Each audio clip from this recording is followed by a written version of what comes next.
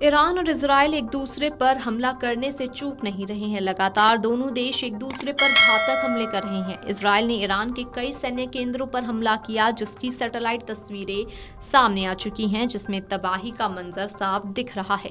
Operation rising lion के तहत Israel ने ईरान के परमाणु ठिकानों पर घातक हमले किए, जिसके बाद अब जाकर इन हमलों की सैटेलाइट तस्वीरें सामने आईं। मैक्सर टेक्नोलॉजीज की तरफ से जारी की गई इन हाई रेजोल्यूशन तस्वीरों में नतांज और फोर्डो जैसे प्रमुख परमाणु स्थलों पर हुए विनाश की साफ झलक मिल रही है।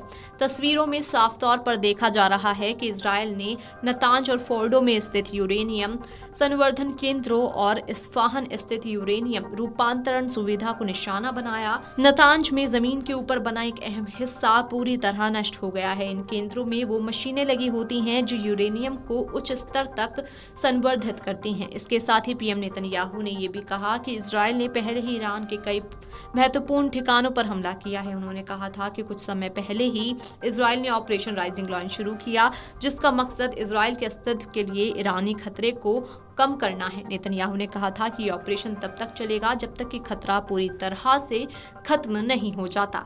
अब ताज़ा सैटेलाइट तस्वीरों में इस जंग की भयावहता को पूरी दुनिया के सामने ला दिया है। इन हाई रेजोल्यूशन इमेजेस से खुलासा हुआ कि इजराइल ने ईरान के कई बड़े शहरों और संवेदनशील ठिकानों को निशाना बनाया है।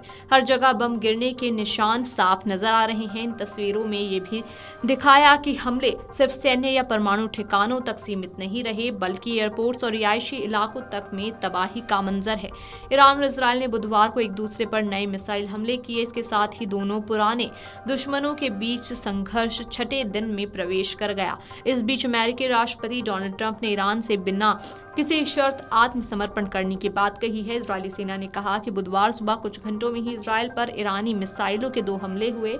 इससे पहले इजराइल ने तेहरान के निवासियों से शहर खाली करने के लिए कहा था, ताकि उसकी वायुसेना ईरानी सैन्य प्रतिष्ठानों पर हमला कर सके। ईरानी समाचार वेबसाइटों के मुताबिक तेहरान और राजधानी के पश्चिम में करज शहर में विस्फोट की आवाज सुनी गई। ताजा संघर्ष में ईरानी अधिकारियों ने 585 लोगों की मौत की सूचना दी, जिनमें से ज्यादातर नागरिक हैं, जबकि इजराइल ने कहा कि उनके 24 नागरिक मारे गए हैं। ईरान और कतर की ओर से साझा किए जाने वाले विश्व के सबसे बड़े गैस क्षेत्र साउथ पारस स्थित अन्य स्थलों पर हमलों के बाद वैश्विक तेल बाजार हाई अलर्ट पर है।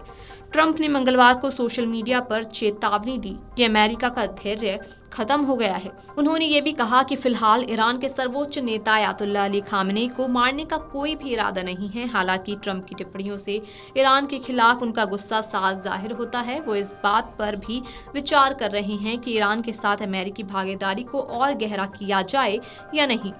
Video desk amarujala.com।